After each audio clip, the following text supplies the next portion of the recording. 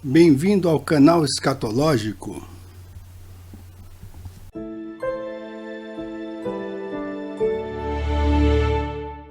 O Evangelho de Lucas traz, no seu último capítulo, capítulo 24,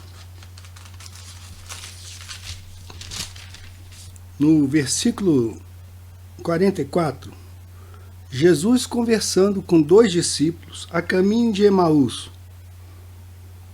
E ele diz o seguinte para eles: estas são as palavras que eu vos falei, estando ainda convosco, que era necessário que se cumprissem todas as coisas que foram escritas a respeito de mim na lei de Moisés e nos profetas e também nos salmos. Então ele abriu-lhes o entendimento para que eles pudessem compreender as Escrituras. E disse-lhes: assim está escrito e assim convinha que o Cristo sofresse e ressuscitasse dos mortos no terceiro dia, e que em seu nome se pregasse o arrependimento e a remissão dos pecados a todas as nações, começando por Jerusalém. E vós sois testemunhas destas coisas. E eis que eu envio sobre vós a promessa de meu Pai. Mas ficai na cidade de Jerusalém, até que do alto sejais revestidos de poder. Do alto, viu? É isso. Então ele fala aqui, né? Jesus fala que foi necessário abrir o entendimento daquelas pessoas para o significado das Escrituras. Então é muito importante isso, porque não depende do homem compreender as Escrituras. O homem natural, aquele que não recebeu do alto uma nova natureza, para ele, a palavra de Deus não tem significado algum. Infelizmente, também muitos cristãos negam determinados significados daquilo que está escrito aqui. E para eles, apenas a quebra do seu orgulho, principalmente o orgulho do intelecto, pode realmente fazê-los compreender a verdade. Então nós perguntamos, nós podemos aqui, nos deparamos, talvez você se depare com a pergunta que perturba a tantos e os tem induzido a buscar refúgio naquilo que é chamado autoridade de uma organização religiosa, ou autoridade da igreja constituída, né? Mas a verdade a verdadeira pergunta é: como você pode saber que o livro que chamamos Bíblia é a palavra de Deus? Então essa resposta, ela é muito simples. Aquele que nos tem dado graciosamente o bendito livro pode nos dar também a certeza de que o livro procede dele. É uma questão de fé.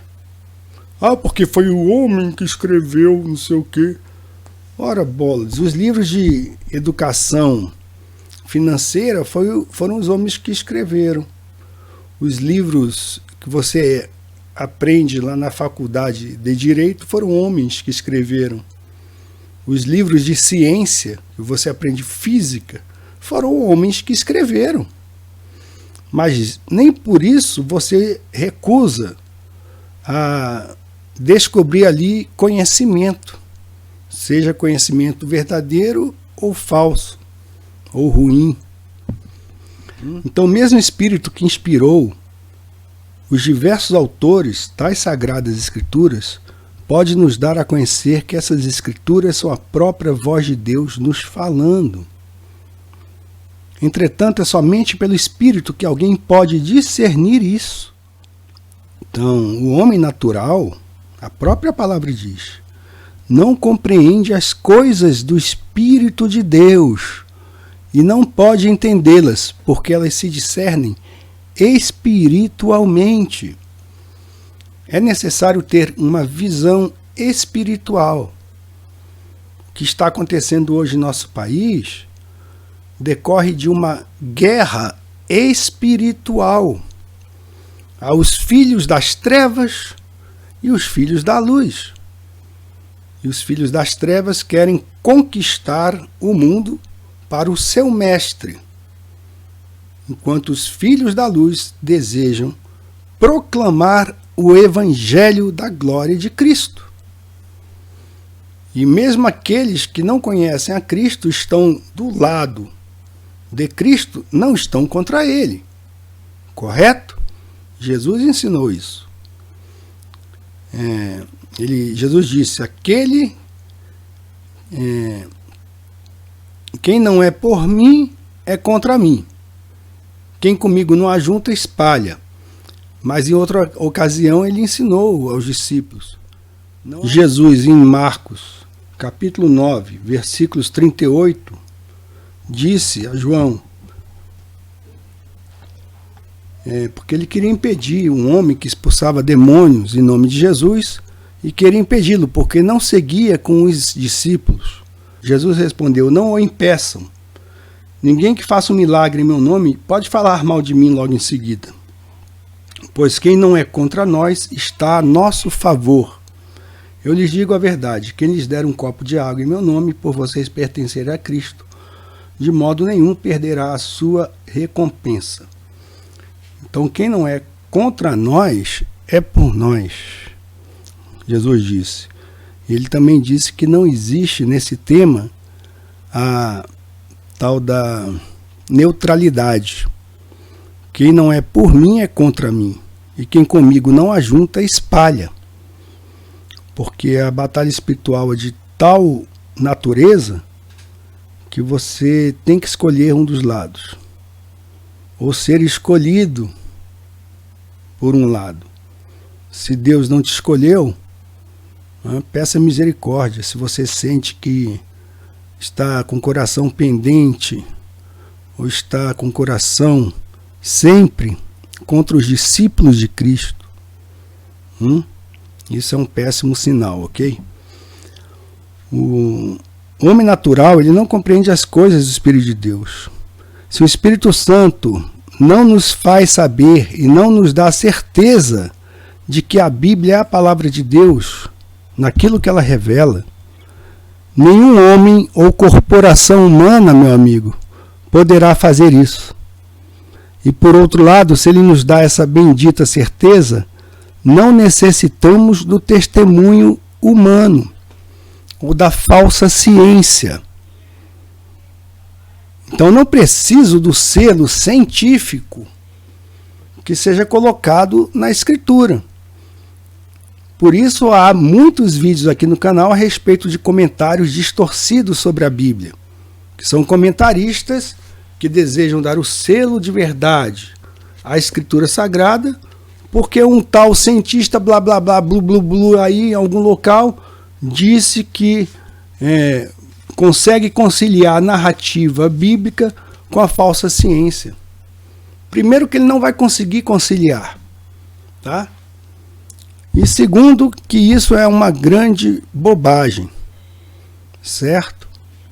Não precisamos da falsa ciência para dizer que existiu um dilúvio. Está escrito. Não preciso dizer, não preciso afirmar a verdade com base em falsas descobertas dessa ciência ridícula. A ciência aí dessa falsa astronomia, essa falsa arqueologia, que faz negar a palavra de Deus. Não preciso de alguém que diga, há uma arca de Noé lá no Monte Ararat. A Bíblia diz que aconteceu, que ela parou lá e está lá, meu amigo. Ponto final. Nem que nunca descubram isso lá. Certo? Eu acredito e ponto final. Temos que admitir de bom grado que nesta grande questão uma sombra de incerteza seria um positivo tormento e uma calamidade. Mas quem pode nos dar essa certeza? Somente Deus. Se todos os homens na terra estivessem de acordo no seu testemunho sobre a autoridade da Sagrada Escritura, se todos os concílios que se têm realizado, se todos os doutores que têm ensinado, todos os pais que escreveram estivessem a favor do dogma da inspiração plenária, plena, perfeita, se a igreja, como instituição, na sua totalidade, se todas as denominações da cristandade dessem o seu assentimento à verdade que a Bíblia é realmente a palavra de Deus, numa palavra, se tivéssemos toda a autoridade humana possível a respeito da integridade das Escrituras, e se a nossa fé fosse baseada sobre essa autoridade, seria inteiramente inútil, vazia. Só Deus pode nos dar a certeza de que Ele tem falado em Sua palavra. E bendito seja o Seu nome quando Ele nos dá essa certeza. Todos os argumentos, todos os subterfúgios, todos os sofismas, filosofias, todas as questões dos infiéis antigos e modernos são como espuma sobre as águas, o fumo da chaminé ou do pó do assoalho. O verdadeiro crente rejeita-as como sendo desperdícios desprezíveis e descansa em santa tranquilidade na incomparável revelação que o nosso Deus graciosamente nos tem dado. A palavra viva e eficaz. E leia Hebreus 4, versículo 12. Porque a palavra de Deus é viva e poderosa, e mais aguda do que qualquer espada de 2 gumes, penetrando até a divisão da alma e do espírito, e das juntas e medulas, e discerne os pensamentos e intenções do coração. Fica a dica.